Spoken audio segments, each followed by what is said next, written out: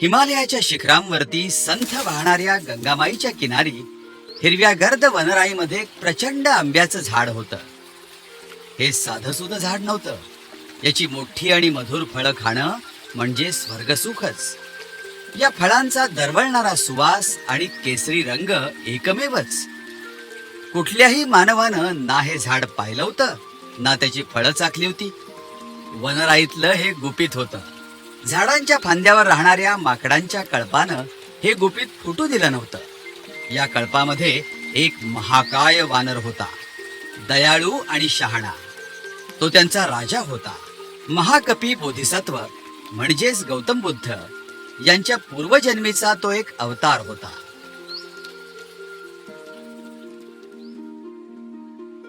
ही सारी वानरं फांद्यावरून उड्या मारत, आंबे खात, आपल्या लहानग्यांना आंबे भरवत, एकूणच सर्व मजेत होते.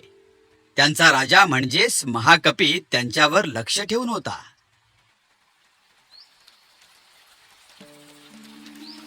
एके दिवशी महाकपीनं झाडाची एक फांदी वाकून गंगेच्या पाण्याजवळ पोहोचलेली पाहिली. पुढं काय होणार हे लगेच त्याच्या लक्षात आलं. एक आंबा नदीत पडला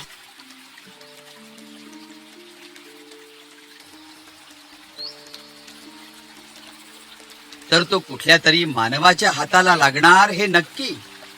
हे मधुर फळ देणारं झाड शोधत तो इथं येणारच. त्याच्या पाठोपाठ इतरही मानव येणार. म्हणजे सारच संपलं. वानरांना आपलं घर सोडावं लागणार. चिंतित महाकपीनं इतर वानरांना बोलावून त्यांना येणाऱ्या धोक्याची जाणीव करून दिली. सांभाळून तो म्हणाला, एकही आंबा नदीत पडता कामा नये, काळजी घ्या. तो म्हणाला. इतरांनाही ते पटलं. त्या फांदीला एकही फळ लागणार नाही याची ते काळजी घेऊ लागले.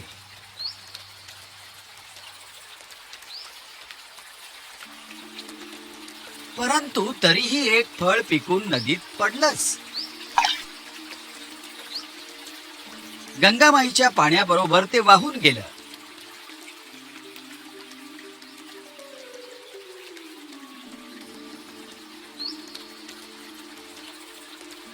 वाहता वाहता ते एका कोळ्याच्या होडीजवळ गेलं. पाहताच कोळ्यानं ते फळ उचललं. हे साधं सुधं फळ नाही हे त्याला उमगलं. हे विलक्षण फळ आपण खाण्यापेक्षा राजाला दिलं तर आपल्याला मोठं बक्षीस मिळेल या आशेनं तो राजाकडे गेला.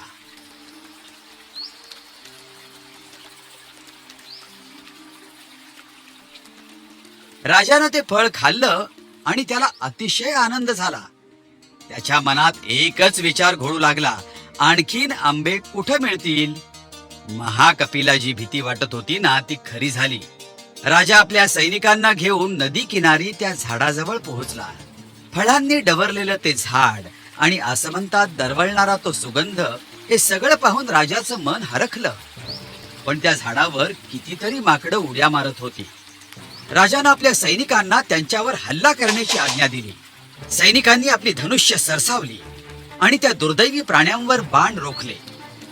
महाकपी बोधिसत्वाने एक लांब उडी मारली आणि तो नदी पलीकडील एका झुडपावर पोहोचला. आपल्या प्रजेला वाचवण्यासाठी त्यानं झाडाची एक फांदी अशी वाकवली की त्यावरून सारी वानरं नदी पलीकडे पोहोचू शकतील.